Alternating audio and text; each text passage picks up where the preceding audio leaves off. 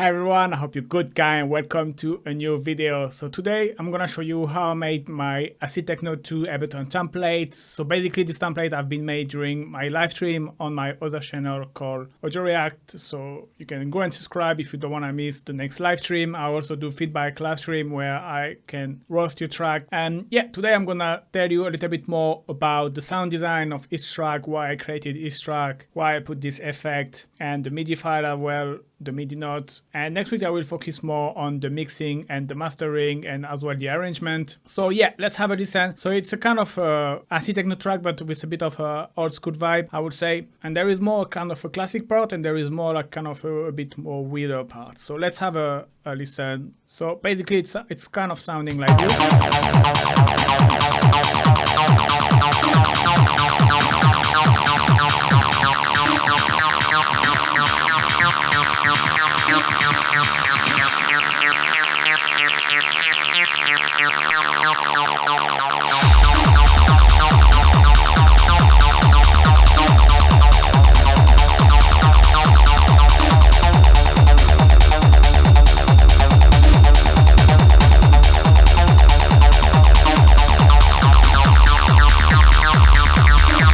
And you have another part at the end, which is a bit more weirder.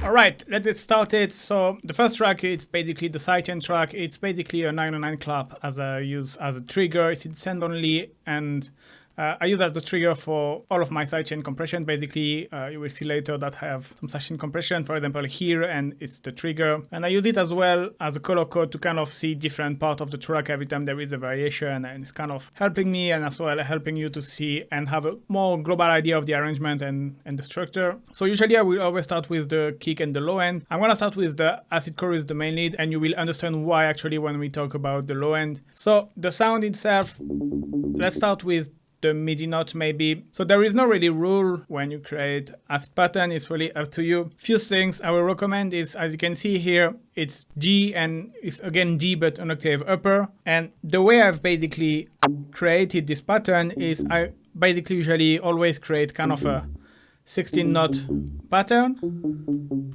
And then after I pick up some and I put them an octave upper, I pick up other and I go to the third or the fifth or the fourth. I mean, it's really then after it's just like experimenting. But here what I've done is I've stayed one octave upper and then I've been plus one semitone from your root and then F, which is the third. So plus 3 semitone, again an octave upper. So yeah, you can really experiment, but usually this is a pattern which work. Like for example, having 2 notes and 1 note an octave upper, for example, like, but yeah, that's usually with acid pattern, you have to keep it really simple. You can, I haven't played here, but you could also have some glide modulation between some notes from time to time. Usually as well, the length, obviously is not the rule of thumb, but usually if you get something which is not a multiple of 4, like your usual classic 4-bar loops or 8-bar loop, but more something like 3-bar or 6-bar or 1.5 bar, basically a multiple of that, you can see it's usually work better. You can see here basically the loop, it's 3-bar and then after it's repeating over and over and over. Now the sound itself, it's an acid sound, so basically it's a square waveform going through a super resonant filter. Now the things about acid, it's mainly about how you process your acid line. So here I'm in wavetable. The sound you can see is just like, it's a square waveform and going through a low pass filter and with a strong resonance. The envelope, you can have the system up or down. It really depends how I keep it up. And obviously this filter, you want it to be modulated by a strong envelope. So here you have something super plucky. Here you really need something with no sustain because obviously otherwise you lose this pluckiness. I mean, you can always play later on with to add some variation, but and that's the basic patch. Mono, obviously, it's just some sidechain. All right, and then it's all about the saturation. So here you can see I have saturator and I have overdrive. So I've used saturator more in the mode like to add a bit of power, add a bit of harmonics, really kind of, you see like let's say like now the sound is sounding weak, and to really like make it stand out, like to give a bit more body. So I use the saturator in hard curve mode. And it gets louder. You can see it add a bit of grit, but it's very gentle, you know, it doesn't have too much character. It's more like in terms of loudness and power. You can see I barely use the drive.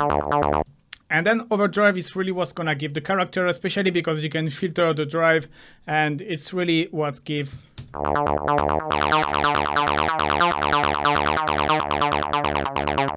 So I have two.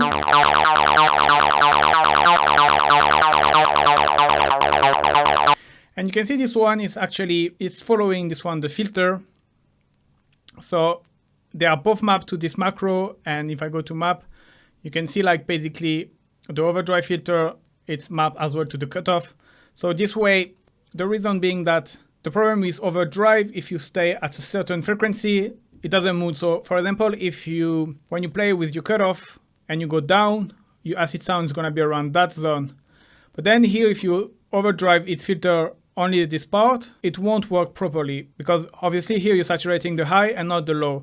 So by assigning the macro and having the same macro both moving the filter in the same time than the filter of the overdrive, they are both moving together. And the filter overdrive is now following the filter as well. So this way, when the low pass filter of your acid is low, here the overdrive filter is low. If I go up, if I decide to open my filter for a more like acidic sound, here you can see my overdrive is going high. So that's a trick that allows you to, no matter how you open your filter, you know that your distortion will follow. And I've made a rack which is gonna come in the weeks or months from this video, where I use this principle. And so then delay by default is deactivated. I've left it because some people like, I didn't really like it for this track. I wanted to keep something more a bit dry and yeah, a bit of school like. But here what I was doing is very small amount, very fast delay to kind of just add a bit of stereo basically. It's kind of spread the sound.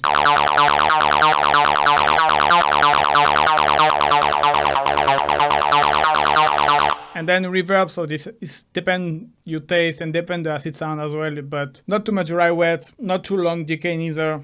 Something like a bit more in the middle, you see.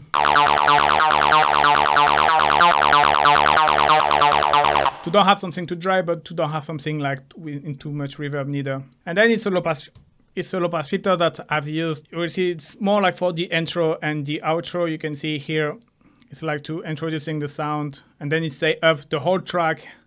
And when it's the outro, I use it. It's an extra low pass filter, let's say. And then it's just EQ kind of mixing. A bit of stereo and a bit of gain variation. So this I will come back late next week when I talk about the arrangement, because it's more like arrangement purpose. All right, so that's how I made the main sound. So there is the acid verse, but I will come back to this later. I want to go to the drums and the low end mainly first. So you have the kick, which sound like this. So it's a classic 4-to-floor kick.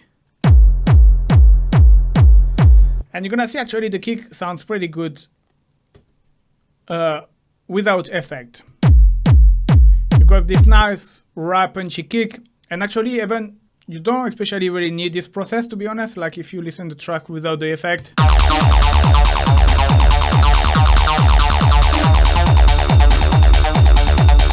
They kind of sounds both good. Here I wanted to process it especially with the pedal, because it kind of gives this, I don't know how to describe it, jumpy effect. I don't know, you're gonna see how the kick, instead of being more like a raw rough, it's more like a round and jumpy. I don't know how to really describe it.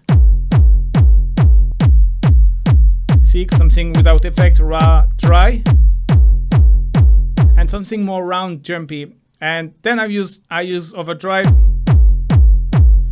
just to add a bit more low end. You can see it's like a very narrow frequency where the distortion is applied. And yeah, and then kick punch is It's basically one of my rack. All of the rack you'll see I use in the video. I will put it in the description. You can go find out more. It's just a parallel processing to where I add a bit of distortion and reverb in order to add a bit of top end to your sound, to your kick. You see, you can barely hear it's a reverb, but it's allowing you to make it a little bit less dry and helping it cutting through the mix. And this is another rack of mine. So this is not something ultimately necessarily, but it's something I like to add. It's again some parallel processing, and it's what it does. It's basically again add some reverb, but here it's more like to add the texture, to add the layer basically.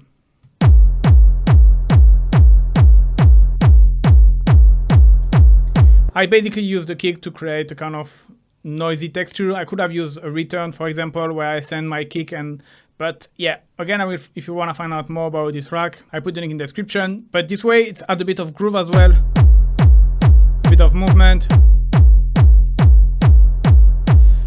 And yeah, so that's the first part of the kick. And then you have like 3 different kind of bass. So you have a classic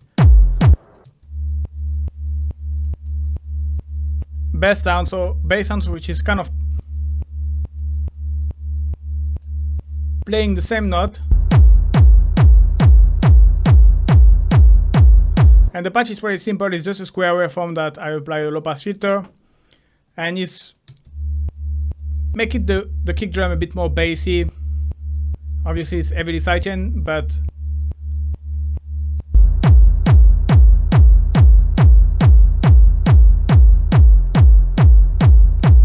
it's playing in the same time on the kick, and it's add a little bit more bass. Now you have this bass send here. And that's the reason why I started the track by explaining you the acid chorus, is because basically I took the same patch than the acid chorus and the same MIDI note. And the idea was to transform it into a bass line, like a proper subby bass line. So if you check the preset, it's pretty similar. You can see I add a bit of pulse width.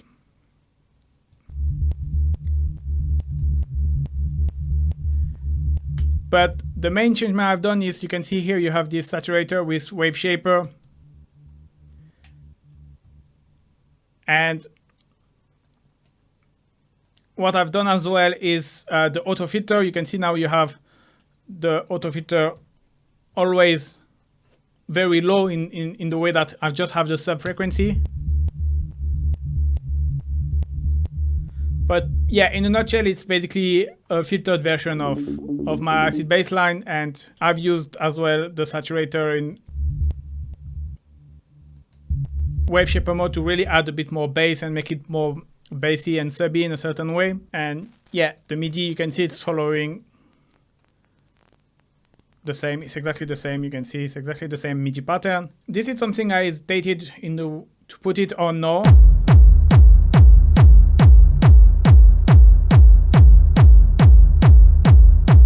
But I found it somehow it had a bit of movement. You know, you don't really hear it, but you can feel that there is some movement with your bass. So I kept it on the end. And then you have a tom pattern, which have exactly the same purpose. It's kind of adding a bit of groove and movement. So it's just a basic tom. It's just a sample. You see, I use my tom shaper rack, but it doesn't do anything else. Here I just pitch it to one semitone upper. Again, I will put the link in the description if you want to find out more about this rack, but it doesn't really matter here because I didn't really use it. I just use it the sample how it is, and I use sidechain compression and low pass filter. Here what may be more interesting is the pattern. So let's listen with the kick. So basically your kick will be here, here, here, and here. So you've got the first one, which is offbeat, and then after you have like 3 there. And this again add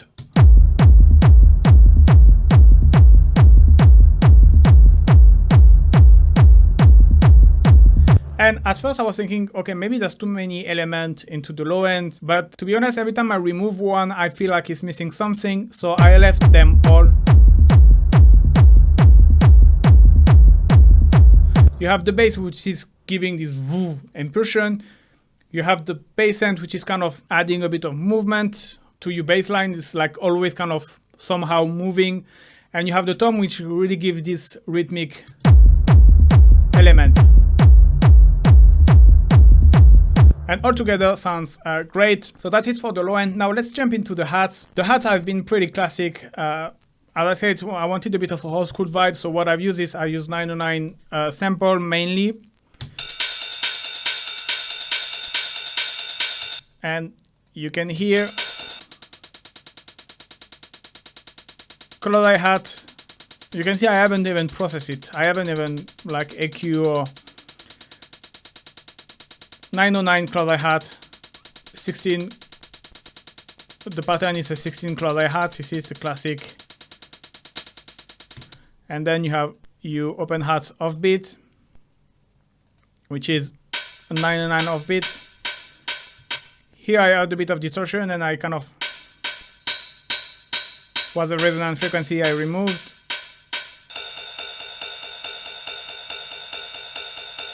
And then right same, removing the resonant frequency and just like using saturator. So usually I will use Sidechain and I will put my ride on 0. That's something I usually do. Here I didn't want it. As I said, as I wanted to keep this old school vibe, I wanted, you can hear as well of the drum are kind of dry in a certain way. They are not into a lot of reverb, and you can see I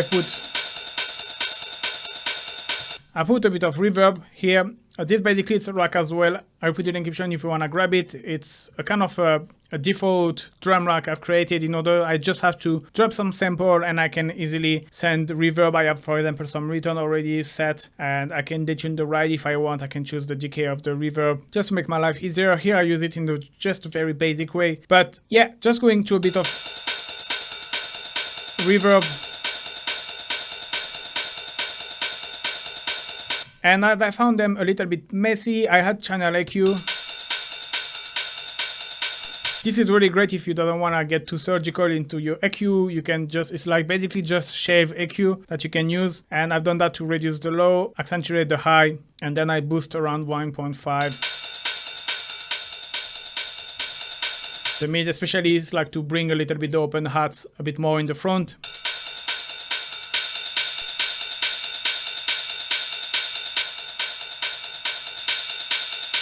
And then I like to use drum bus on hats. I don't know, always use adding a bit of drive, using the compression. I like how it make your hat sound.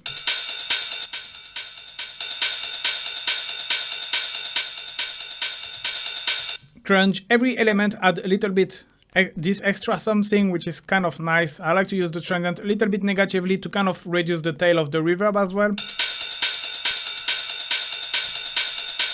Here it's pretty subtle, but yeah, and then no boom obviously because it's hats, but that's pretty much it.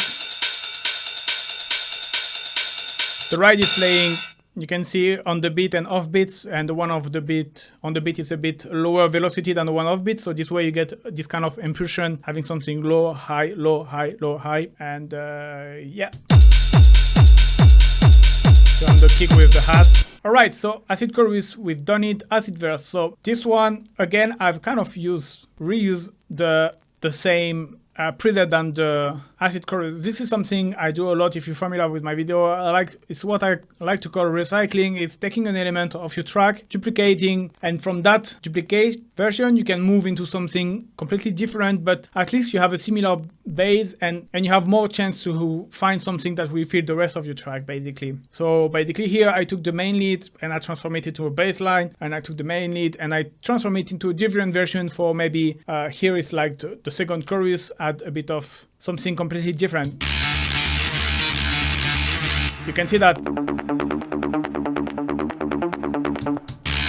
it sounds completely different, but you can see it's the same wavetable patch. Here again I use the pulse width, but otherwise it's still the same filter, the same modulation, same envelope. There is still some sidechain.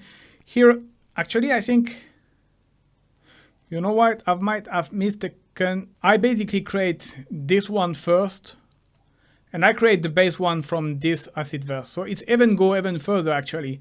Actually, I've took the lead, I'm recycling into a different lead, a bit more gritty by adding this up saturator with wave shaper because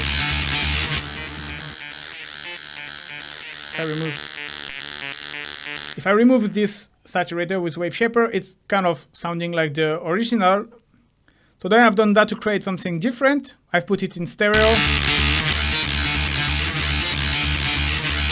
Then you get something which doesn't really sound anymore like acid, but yeah, more like a kind of electro sound. And then I took this and I duplicated it and I say, okay, let's filter it a little bit more and using as baseline. And yeah, that's basically, these are the same setting than the previous one, so I'm not gonna re-explain again. It's an acid sound with overdrive saturation. And here is just really the wave shaper. So then it was experimentation. I mean, like wave shaper, you can read the manual what its parameter does and you can learn it. But to be honest, this is something which is really unpredictable. And from one sound to another, it's always changed. So even me personally, if you ask me, oh, what drive exactly do, or what curve, what depth, I don't really know, but I know that I can experiment with them. And if I want this kind of grittiness and this kind of super distorted and aggressive sound, I know that I will go for the wave shaper and play after with that and in the way that I like.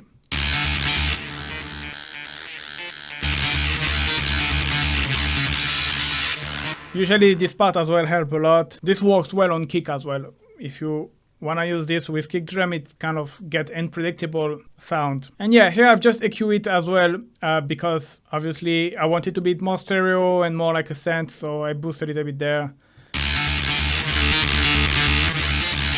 And I put it stereo. Initially I didn't want it, but then after, you know what? You have the acid line more in the center. And let's have this one more in the stereo, and it works.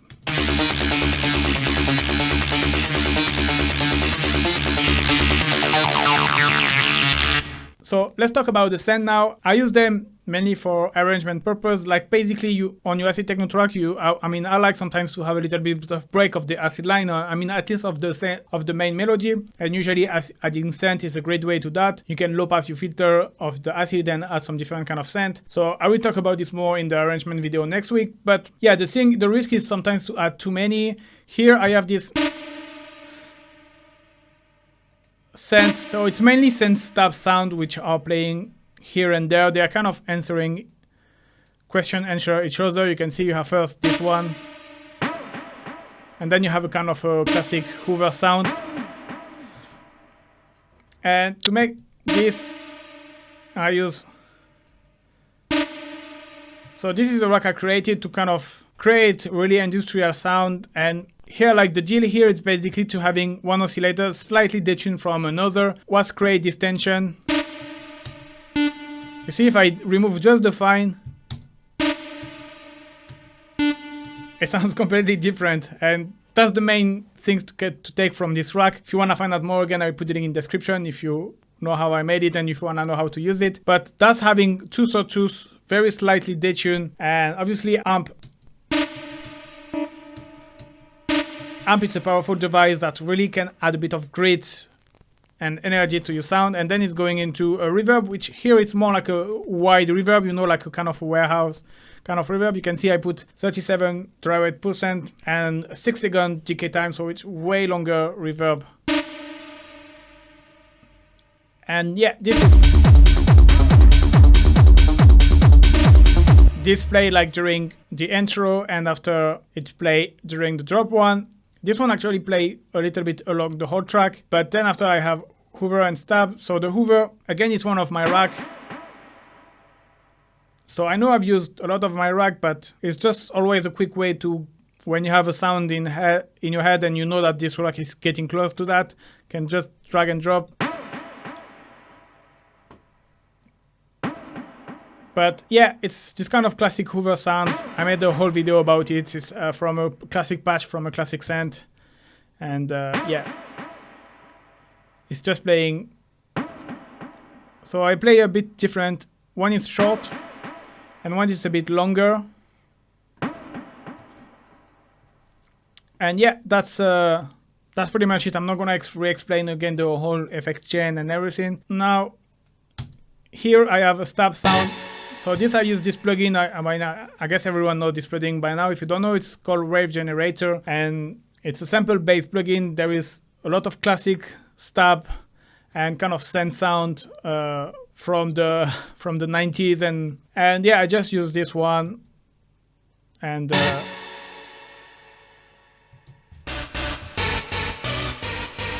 obviously how you play it, pitch it down or up, and I just use it like this to add a bit of variation. It's played during only like what I've called the chorus, and it's kind of to add variation.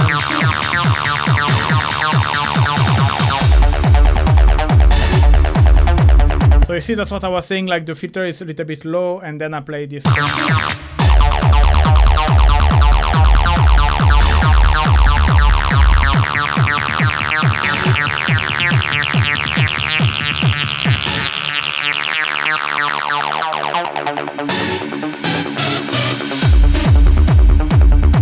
Yeah, and then I just do like go down in note, just like to add a bit of dramatic effect. But yeah, this end basically it's really like to either add a bit of variation, because obviously you have the same acid line playing the long, so you're gonna have this end a little bit playing in the intro, during the chorus.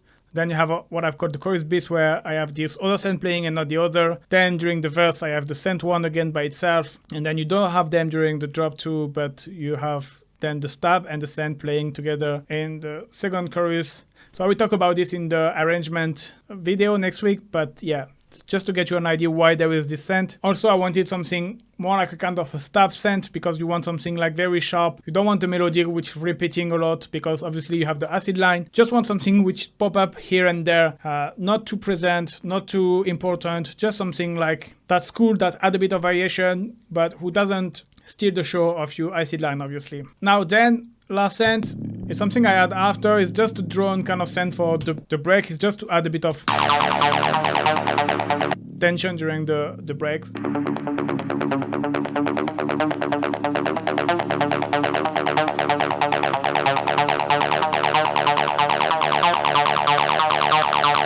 So here again I use one of my rack.